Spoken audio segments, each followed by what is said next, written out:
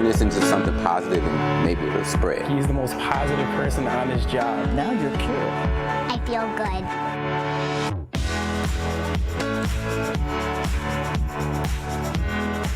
Good morning and welcome to Positively Milwaukee.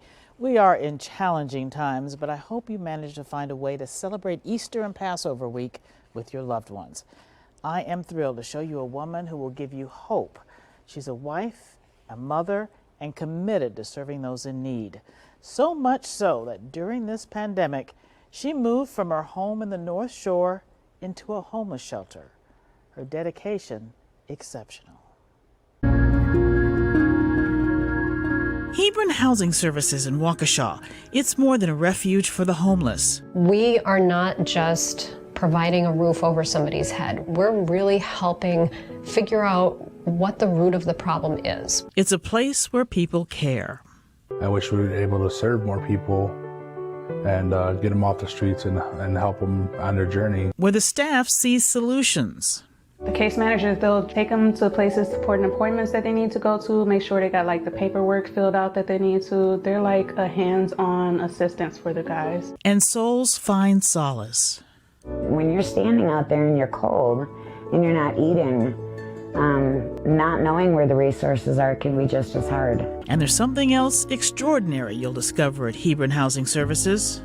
People who are homeless are just like you and me. They have a passionate leader in Maureen Atwell, a former assistant district attorney. She's a powerful advocate for the homeless. They are in the most vulnerable stage of their life and they're going through the worst times that they can possibly go through.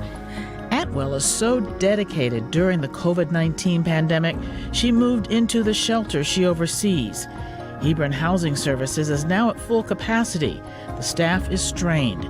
It's now open around the clock after the coronavirus forced the closing of nearby day shelters. To put that on my team by themselves and just expect them to do this alone, I didn't think was fair, and honestly, I didn't know if it would work. So Atwell has temporarily left her Whitefish Bay home, her husband, and daughter. What was it like telling your family, hey, I'm going to live on the job site for a while? My family really understood how important it was that we keep the doors open of the shelters right now, especially.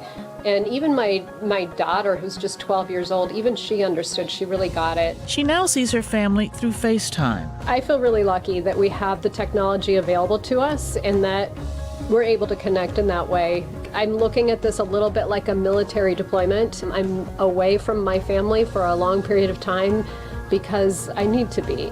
Is there anything you would like to say to your husband and your daughter about thanking them for their support during this time? Because, like you said, this is difficult, especially for a 12-year-old child. I don't want to get emotional. I might start crying.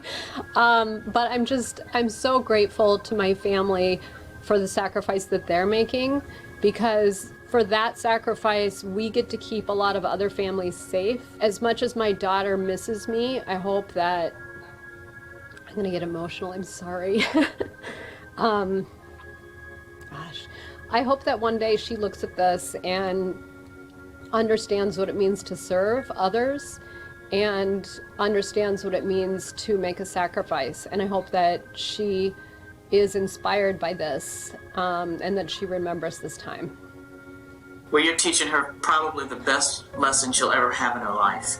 And you're demonstrating it by being a role model, not by just talking it. So God bless you. That's very impressive. Thank you. So as we see our world change dramatically daily, there's some comfort in knowing that some people like Maureen Atwell realize now more than ever, it's less about me and more about we. This is a wonderful opportunity to see what people can be and how people can help. And I hope that that's something that people keep in mind, even going forward. And we all need to remember, safe at home means nothing when you have no home. I think that a reflection of any society or any civilization is how we treat each other when we are at our most vulnerable. The need is always there. And so I hope that the lessons from this experience people will take to help others and to serve. I consider myself pretty lucky that I became a guest here. And I know every single one of us feels that way. We're all grateful. And Atwell says without volunteers and the United Way keeping the doors open around the clock would be impossible. On this Easter Sunday, messages of faith and hope from a volunteer chaplain with the Salvation Army and Milwaukee Police.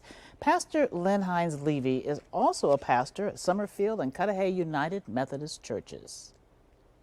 I'm not 20 years old, and I'm having to learn a lot about technology that I never wanted to know. But we're working that out, and both of my congregations, I have a lot of older people who are also not technologically savvy. I have started inviting people to be involved in the service by starting out with a prayer and lighting their own candle so that they are focused on something in their own home that is a part of the service. We're trying to express and to get them to feel the love that we have for them and the love that Christ has for them over their computer is something new.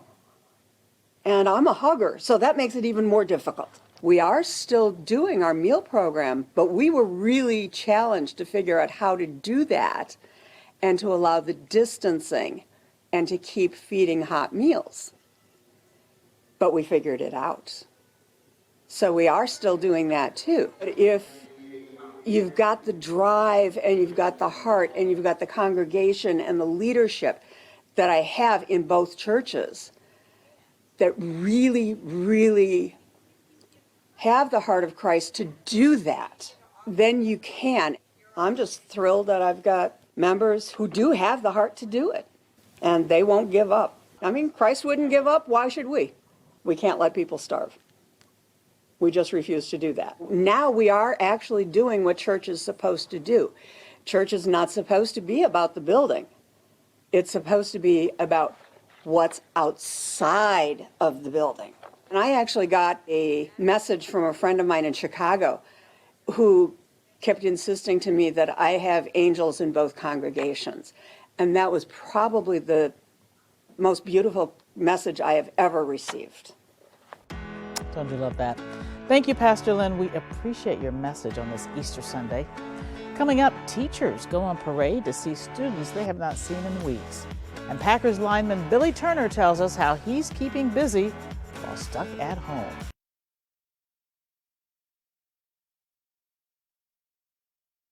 "6'5", 310 pounds, Packers offensive lineman Billy Turner is an imposing figure.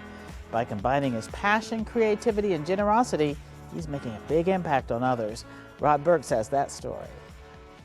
Packers offensive lineman Billy Turner understands that the coronavirus pandemic has changed the landscape of this country and the sports world moving forward. He's expecting big changes if or when the Packers season starts. This is completely different. This is nothing that I've ever had to deal with. I pride myself on being, very clean, a clean human. You can ask a lot of guys around the facility and the staff. I'm always washing my hands, trying to stay clean. But this is something where, a lot of this stuff can happen, when you're not even touching things. So, it's a new thing. Nonetheless, it's adversity that a lot of people in the world are, having to work through and to deal with. Turner, who designs clothes as a hobby, is giving back, just like he's done pretty much his whole life. My nonprofit, Kind Energy Foundation, is going to be putting this initiative on. It's called Kindness for COVID. Kind Energy on the front. A bleached one, same thing, Kind Energy. Yeah. On the sleeve, it says Kindness for COVID right there on the sleeve. And Turner's not done giving. I talked to my financial advisor, and I'm going to donate $20,000 worth of masks, and I'm going to pick a couple hospitals, probably one in Minnesota, Wisconsin, and then I'm going to try to get some out to New York City as well. And what does he think about going back to work? I'll be completely honest with you. I know one thing. I don't feel completely comfortable going into my facility, even when this stuff calms down, without everyone in that facility getting tested. I mean, you talk about an NFL team, during the offseason, that's 90 guys in the locker room. On top of the coaching staff, then you're up to 120. Right. On top of front office, you're approaching 150. On top of janitorial, on top of the weight room, on top of you know, the people who are cooking and the people who are in the pro shop, you know, you're over 200 people, easy. I mean, you're telling me as an athlete, not even as an athlete, but just as a person, as a human, with what's going on in this world, you want me to be in a building with over 200 other people? And what about the off-season program? Honestly, by the looks of it, I don't see it happening. We've talked to a couple of guys at the facility. They're talking about potentially doing installs via virtually, so FaceTime, other apps, and things along that nature, so we can at least get our installs done. Obviously, your workouts are going to have to be on your own. Some guys have to get creative. Luckily, being creative comes naturally for Turner. And that's Rod Burks. Thank you very much. And this season will be Turner's second with the Packers. Local companies are answering the call to make equipment for healthcare workers, and one Saltville plant has an impressive goal. Here's Ryan Jenkins. Teams at Rebel Converting Manufacturing are typically making hand wipes for companies all around the world. Now they're using the same material to make more than 1 million face masks to distribute into the community. The fabric used is melt-blown polypropylene. It's the same stuff used to make the wet wipes many of us use every day. It's fighting COVID-19. All of our efforts are going towards that. Right now, teams here are working around the clock to produce upwards of 50 million hospital-grade disinfectants every day. But owner Mike Kryshak's son Thaddeus recently had an idea that is adding to that workload. You can make them in around a minute instead of like 20 to 30 minutes for a sewn mask. Hoping to fight the face mask shortage hitting close to home, That's all that you need to make 700 face masks. Thaddeus designed this. You tear off the pre-perforated sheet. You fold it over 3 times. A mask that can be assembled in just 1 minute. And then you thread rubber bands in each side. Staff here is now packing kits to send to local hospitals. The goal is to provide enough material to produce at least 1 million masks for the community. So we're really putting the challenge out there because we're too busy making hospital-grade disinfectants to be making masks. So this business owner is calling upon his peers, looking to connect with other companies who have extra manpower and workspace, asking them to step up and create masks as well. We're all up for getting them the products that they need. It is a great solution to help us battle this global pandemic. Well, it has been a while since students have been in class, and some teachers in Port Washington actually miss their students so much they figured out a way to connect. Here's James Groh. Okay, that one's good. Let's go get Max. Come on. Port Washington 4th grader Simon Gilhooly had been waiting for this day for a while. Those signs that we're holding up. Oh, no, I'm not. Go get them. There was a lot of preparation involved. Okay, I'm done. We're just gonna wait for all the teachers to just come past. Well, hopefully all of them. We don't know if all of them are coming, but... On Thursday afternoon, teachers from Lincoln Elementary paraded through town to see their students for the first time in person since March 13th. Simon and his brother Max were eagerly awaiting the parade since they were the first stop. We're the first road that they come through. And then finally... Max, hurry up, grab your sign.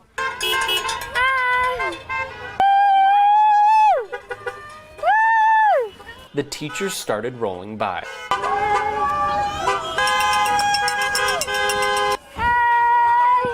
For about an hour and a half, this sound could be heard throughout Port Washington as teachers greeted their students for the first time in person in weeks. Everyone was just so sad that we'd missed all of our kids and we missed our coworkers. Lizzie Prill is a teacher at Lincoln Elementary. It was surreal. We saw students past and present and future. There were some little guys down there. It's a small gesture and the moment goes by quickly, but the impact lasts much longer. Yeah, I wish it would happen like every week or something. And just like Simon hoped, he did get to see all of his teachers, past and present, roll by. Those kids obviously miss their teachers. That was so nice to see. Hopefully they'll be back in school soon. Thank you very much, James Groh. Well, this Tuesday, April 14th, is 414 Day, and we want you to light the night. Let's share a little light during this dark time. We can actually make noise of solidarity out the windows at 8 p.m. You can use a flashlight, your phone, whatever you have. Light the night at 8 p.m. on 414 Day. We're excited to do this. And We're not done with positive news. Still ahead, a group of teens helping neighbors and an incredible performance by the Milwaukee Symphony Orchestra. Positively Milwaukee will be right back.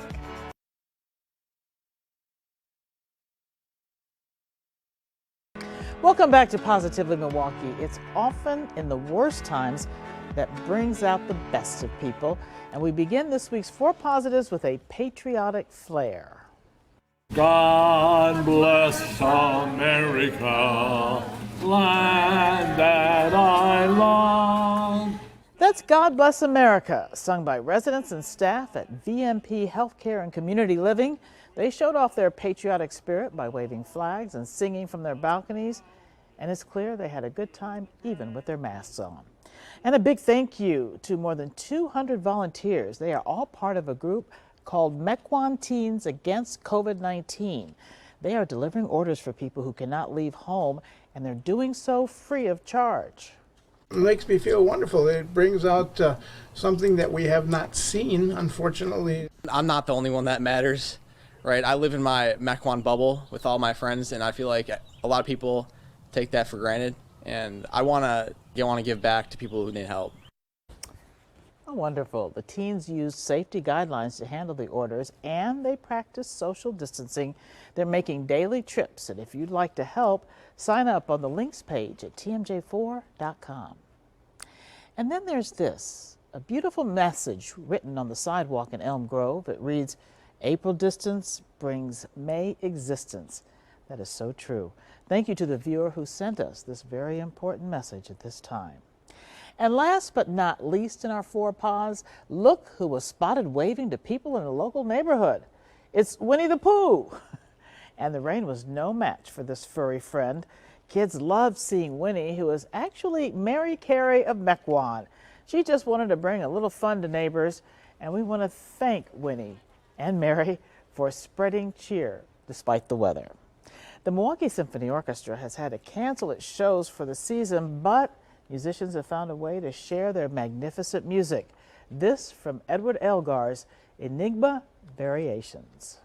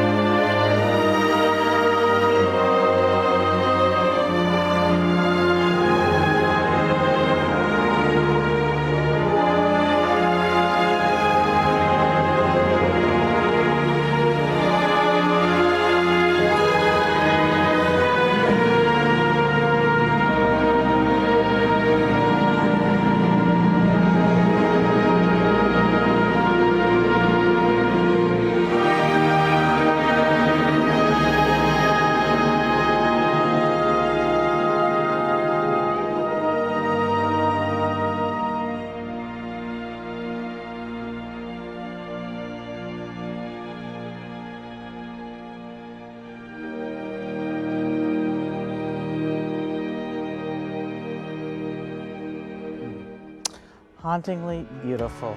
Perfect for Easter. I'll be right back with my quote of the week.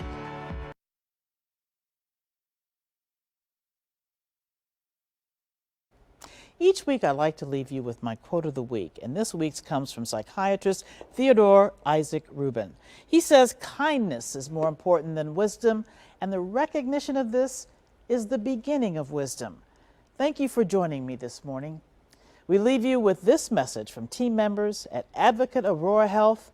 Stay positively, Milwaukee. We're all in this together. Together. Todos juntos. In this together. Together. Zion, no. Together. We're in this together. Together. Hepimiz beraberiz. We're all in this together.